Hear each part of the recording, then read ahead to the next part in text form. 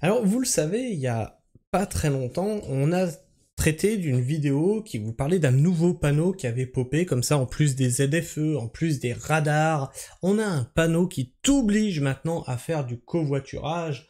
Et ce panneau, rappelez-vous, c'était celui-ci. Toc, alors attends, je réduise un peu la fenêtre. C'était celui-ci. Ce panneau conçu pour faire les poches des automobilistes. Bah oui, parce que ce panneau s'accompagne de caméras thermiques pour voir si tu es bien à deux dans ta voiture, etc., etc.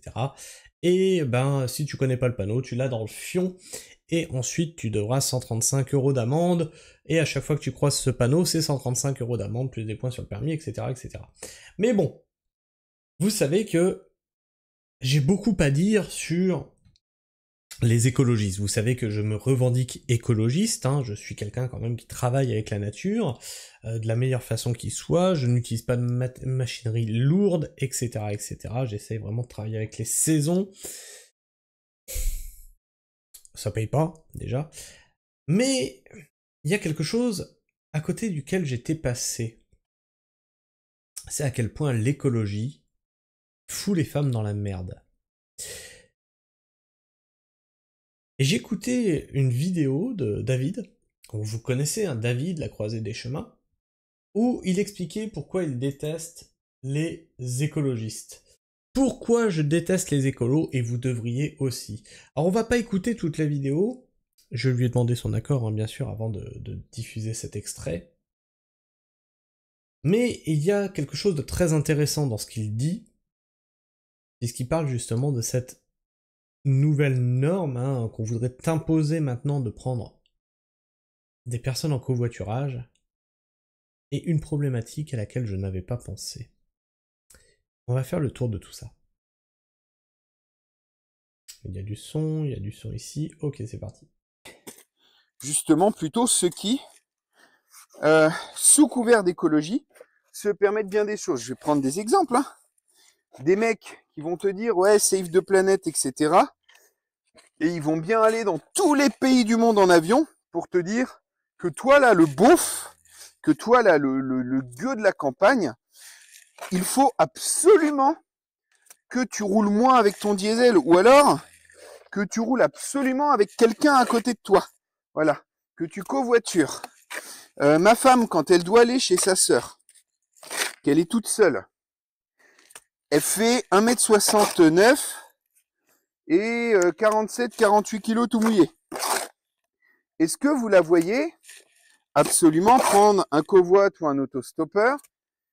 Et s'il y a un problème derrière avec, elle fait comment? Eh oui, pour les femmes qui roulent. Alors tu vas me dire, ouais, elle a qu'à prendre une femme avec elle. Oui, mais même, il y a des femmes qui ont des comportements chelous.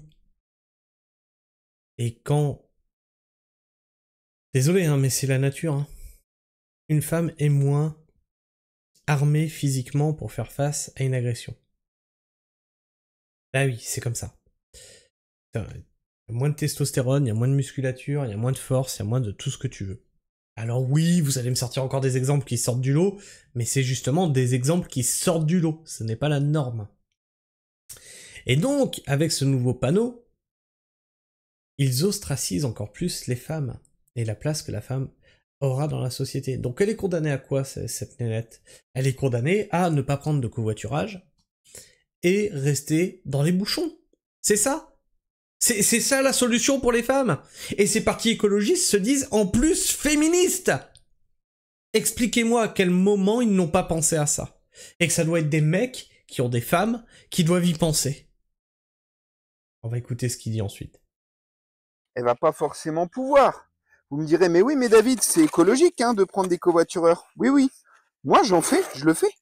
Moi, j'en prends. Et il y en a des fois qui ont des comportements un peu merdiques. Et je peux le confirmer. À chaque fois que j'ai pris des covoiturages, à peu près 50%, déjà tu connais pas la personne. Et ils tiennent des propos bizarres, c'est malaisant. Ou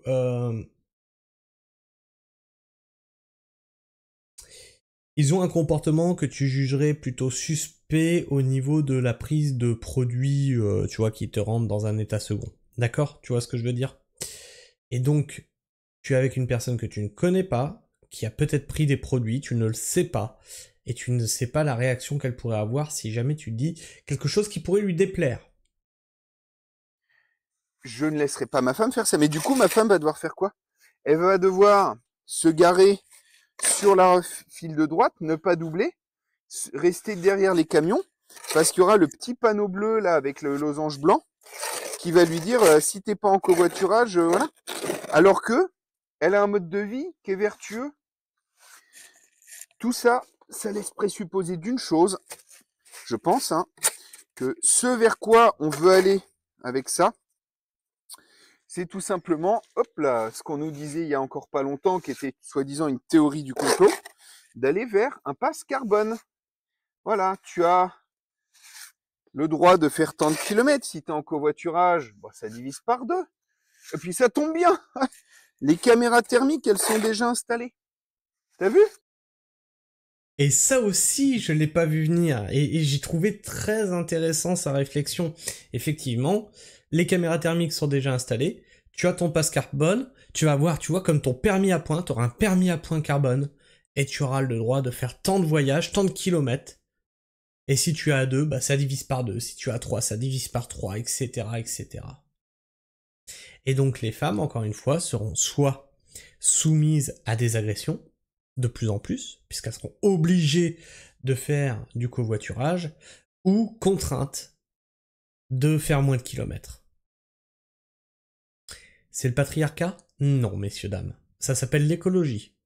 Bravo, félicitations. Ah non, mais moi je trouve que là, ils ont bien raison de militer pour l'écoféminisme. Hein. Ils détestent les femmes en réalité.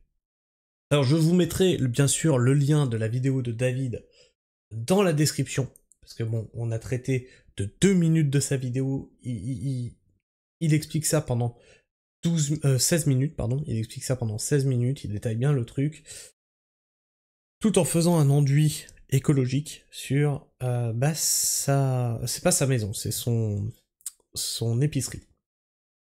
Enfin bref. Je sais pas ce que tu penses de tout ça, n'hésite pas à me laisser ton opinion et ton avis dans l'espace commentaire, à t'abonner si tu es encore là en fin de vidéo et que tu n'aimes pas vraiment les écolos bobos urbains, et à vérifier que tu es encore abonné puisque YouTube en désabonne certains d'entre vous.